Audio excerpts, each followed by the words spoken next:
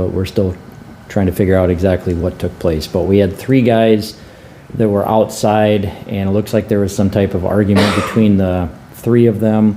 At some point, one of the people pulled out a gun and shot our victim. He was struck in the leg. He ended up going to the hospital. It was non-life-threatening injuries. No arrests have been made, I guess, and we'll just leave it at that. So we got some varying information about what took place, but the witnesses were able to help us kind of figure out generally what took place. The next one, this was early Sunday morning. This was about 12:50 a.m. and this was in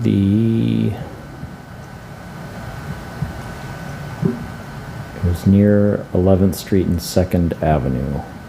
Let me see if I have.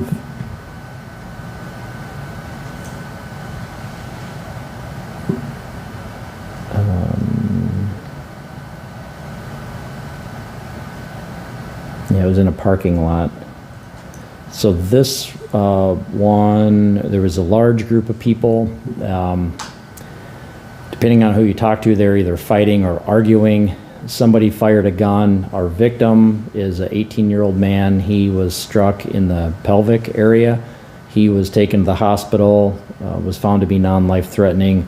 He didn't really know exactly what took place. He was outside and saw this large group of people, and then just felt it when he got struck by the bullet. So he was not directly involved with this and didn't really have any information about what was leading up to that. But a lot of people that were there, people kind of scattered after the gunshots happened, so we're still trying to find everybody and piece things together, but no arrests have been made in this case either. And the last shooting that we had, this was Sunday evening. This was about 8:40 p.m. This was near 12th Street and Summit Avenue. Our victim in this case was grazed in his back with a bullet, so no serious injuries with that. That one we don't have a whole lot of information. He showed up at a house and said he had been shot, and then we're still working to figure out exactly what took place with that. So there was another gunshot call in that same area, 12th Street and Summit. This was in the afternoon, Sunday afternoon, just before 2 p.m. That one, there was a large group of people that were outside, and then several gunshots were heard. We didn't have any reports of any injuries with that, no reports of any damage either. So not everybody stuck around to figure out what was going on, but all of these seem to be unrelated, and that's probably all I have about that. The 2 on Sunday you think are unrelated? They don't seem to be related, yeah. Things could change as we get more information, but I think the only common thread was it was kind of in the same area. Anything with those? The others are domestics, nothing serious with those. The arson, that was basically just a report. We had a house fire, and the fire investigators wanted to generate a report just in case as they investigate that. So that's pretty common for the fire investigators, just to generate a report in case they find something that they determine arson. The burglaries, we had business that was entered 2 different times, or one was entered and then there was a window that was broken, it was boarded up, and then somebody was trying to break into it a second time. The second time that one of the people were arrested, they weren't able to get inside. The disorderlies, really nothing of note from any of those, kind of a large random sampling. Nothing big from the family offenses. Frauds or reports. Larcenies, most of those are shopliftings. The rape is a report. The robbery, that was a report at this point in time. The victim said the suspect is her ex. He ended up taking her purse. No arrests yet. Sex offenses are reports. Nothing suspicious with any of the unattended deaths. There's an unknown problem. That was a domestic. Vandalisms, we didn't have anything concentrated, and the weapons violation, that was a intoxicated man in possession of a firearm, so not used or displayed at all. With the shootings, is there any public safety threat for any of them? I guess it's probably hard to say at this point in time. We just have limited, excuse me.